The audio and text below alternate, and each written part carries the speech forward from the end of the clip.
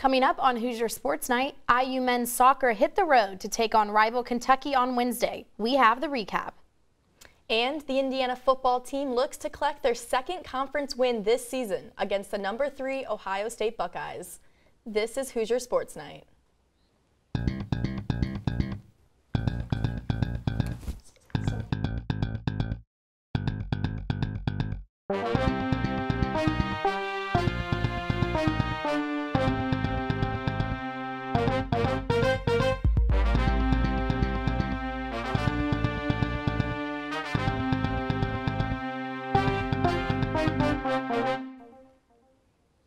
Welcome to Hoosier Sports Night. I'm Meredith Struing. And I'm Maya Engel.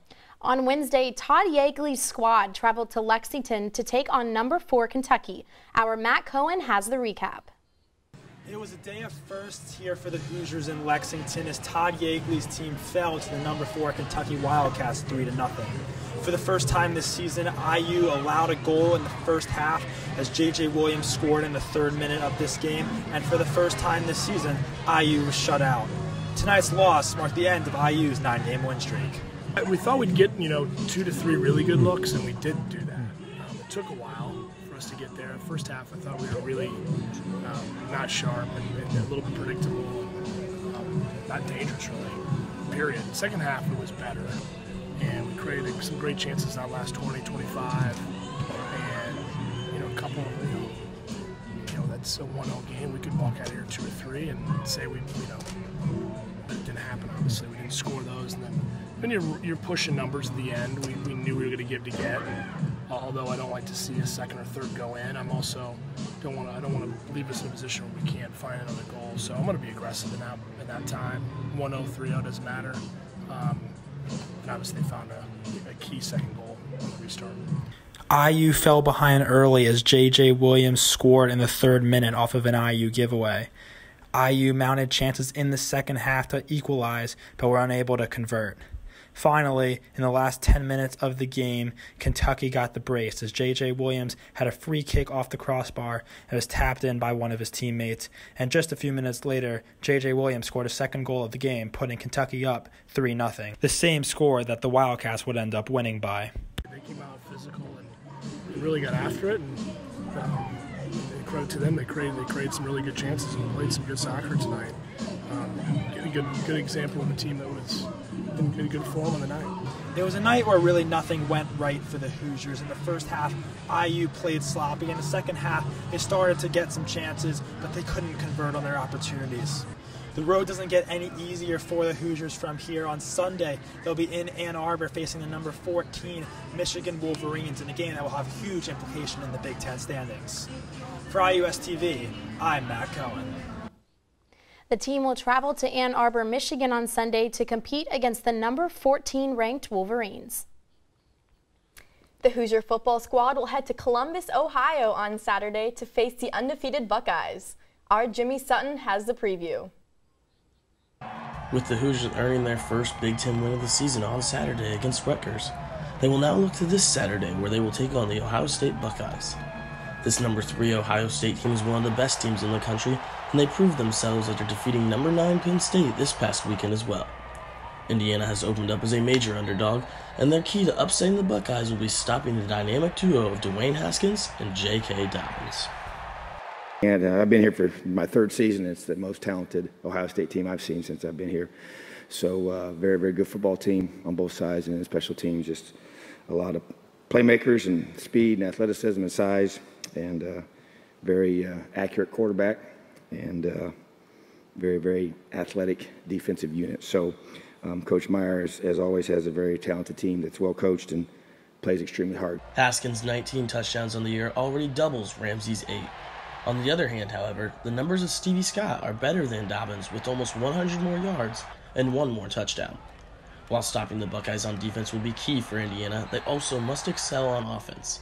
Ramsey will need to continue his accuracy, but also not be afraid to take risks and throw the ball down the field. This will be hitting receivers in stride with the likes of Hale, Freifogel, Westbrook, and Harris, and hopefully if the returns of Timian and Whop Phillier happens, he will be able to do just that. The main thing with Ramsey, though, is confidence, and confidence in his receivers, which is where his success has came from in the Hoosiers' 4 wins this season.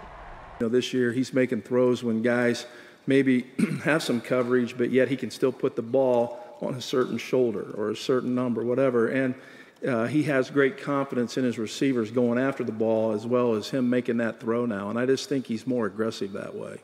As Indiana will try to defeat the highly ranked Buckeyes on Saturday in Columbus at 4, they will have to do all things right to beat Urban Meyer's team. For IUS TV Sports, I'm Jimmy Sutton. On Saturday, the Hoosiers will make their first Fox appearance since the Foster Farms Bowl back in 2016. Kickoff is at 4 p.m. Bad news for the IU volleyball team came earlier this week. Outside hitter Kendall Bierman announced on Twitter she will be out for significant time with a knee injury. A timetable on Bierman's return is currently unknown. Her loss will certainly leave a huge hole in the Hoosiers lineup. Yeah, Kendall has, you guys know me. She's got a lower body injury. The doctors are talking about it and dealing with it, and she certainly we'll have more information on it soon. But when the doctors tell me what's going on, we'll make a decision on what's going on. The thing about Ken is she's a veteran. She's been in the league a few years. She's had a redshirt year as well, so she's a mature kid. She's she's got a really big arm. She hit us out of trouble a lot. So it'll put an emphasis on us to handle the ball, play a little bit faster, move some people around, distribute the offense a little bit more. She was able to hit us out of trouble a bunch. And so when you have that on your team, it's a luxury. And when you don't have that, it means everyone's got to kind of chip in here and there by committee. The Hoosiers will play Michigan State on Friday in East Lansing, Michigan. Fans can watch the match live on BTN Plus at 7 p.m. The women's tennis team kicked off their season last weekend at the Hoosier Classic here in Bloomington. The stage was set on Friday when Marquette, Western Michigan, Ohio State, Louisville, Kansas State, Cincinnati, and Middle Tennessee State were all present to face off against the Hoosiers. Leading the way as the lone senior on the team, Madison Appel. She went 3-0 on the weekend with 2 singles wins and a doubles win. The Hoosiers will be back in action next weekend as they head to Chattanooga, Tennessee for the ITA Regional Championships. The IU men's tennis team competed in the qualifying ITA All-American Tournament Monday and Tuesday. All 3 Hoosiers failed to advance in the final stages of the qualifying rounds. Senior Antonio Sembain fell in the final round to Juan Carlos Aguilar from Texas A&M 6-1, 6-1. Meanwhile, junior Bennett Crane and freshman Carson Haskins did not pass the first round, and in doubles, Indiana, represented by the Sembain-Crane duo, lost in the first round of the qualifier. Make sure to follow us on Twitter at IUSTV Sports to keep up with the IU men's tennis team and their fall season. When Hoosier Sports Night continues, our men's soccer beat reporter goes one-on-one with head coach Todd Yeagley. And we take a look at the IU softball team and how they did in the doubleheader against Louisville. You're watching Hoosier Sports Night.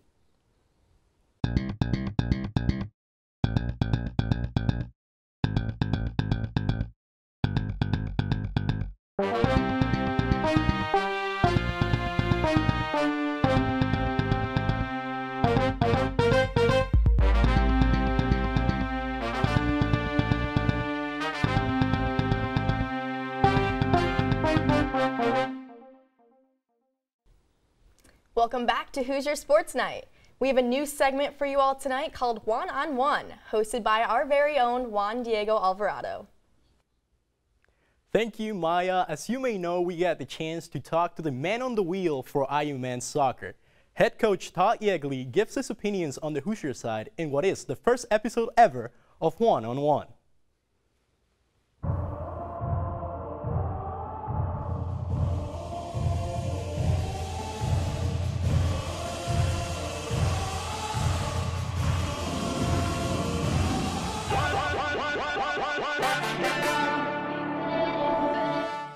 Hi everyone, welcome to the first episode of One-on-One. I'm here with the one and only Todd Yeagley, the IU men's soccer coach with a big resume. Big Ten champion, national champion. I already explained to you behind camera the rules of One-on-One.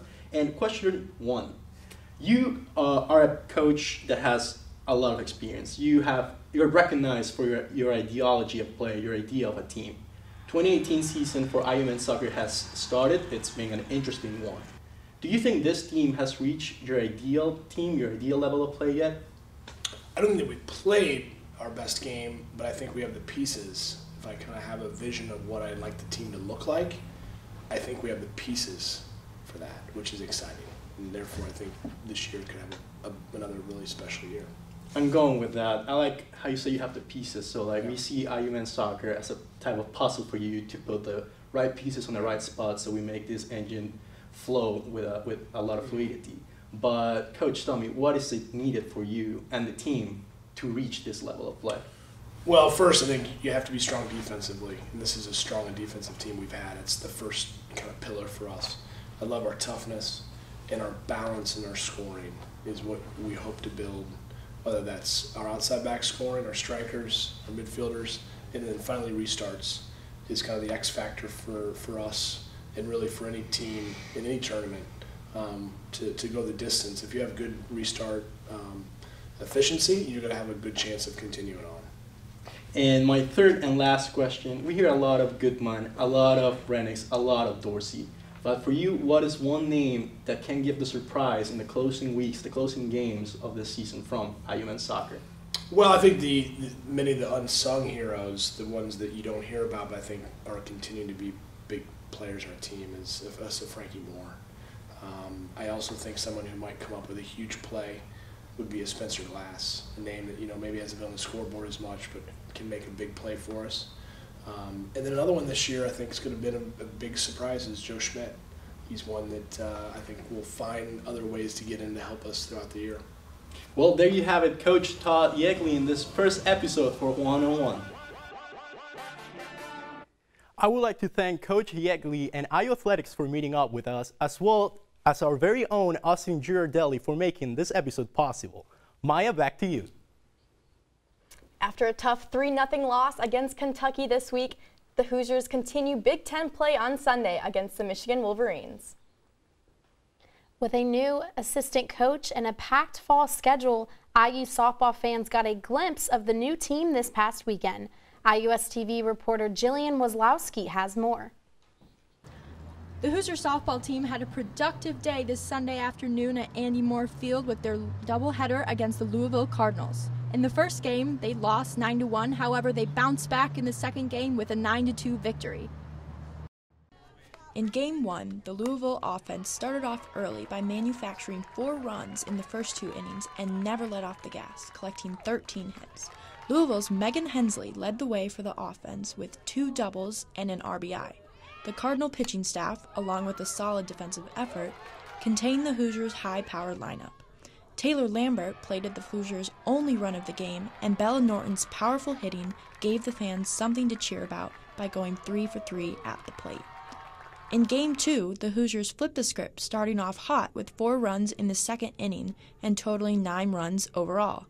Taylor Lambert started off IU's rally with an RBI single and later hustled around the bases to score on a 2-run base hit by freshman Juvia Davis.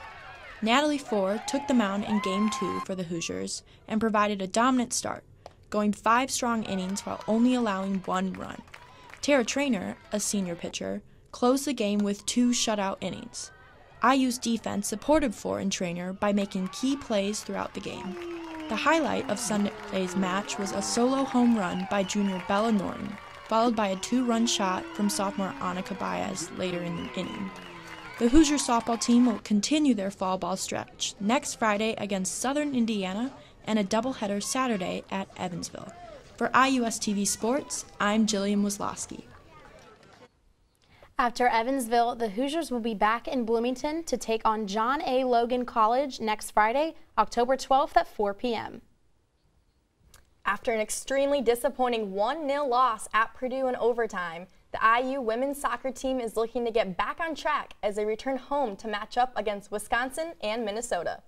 Although head coach Amy Burberry admitted last week's loss was tough, she's not lost confidence in her team going into this weekend. I think this is going to be a turning point for us this weekend. With 2 games, 6 available points, our conference has showed to be very tough this year, and everybody's taken away points from everybody. So it's still very, very much up for grabs with 6 games to go. The Hoosiers will host a couple of Big Ten powerhouses for their last home weekend, starting with Wisconsin on Friday and Minnesota on Sunday. The IU field hockey team just couldn't keep up with Michigan this past weekend. Coach Misselhorn and players understand they have the talent, but have expressed frustrations with their execution. In the same way, Michigan State got us last year, St. Louis I think got us last year, and again, we have something to prove in terms of I believe we're a better team than last year. We're playing great hockey right now. If we can score against, the 6th team in the nation, we can, score against anybody. So I think just bringing that confidence in. I mean, we're skilled. We just need to execute. To us, it doesn't matter if they're in green, blue, red. We're going to play our hearts out, and we're just here to win. So again, we're really happy to be back home on our home turf, and we're hoping that's a home field advantage for us. The Hoosiers return home for 4 games beginning Friday against Michigan State at 3 p.m. at the IU Field Hockey Complex. The Indiana men's and women's cross-country teams both had a successful weekend competing in the Nuttycombe, Wisconsin Invitational.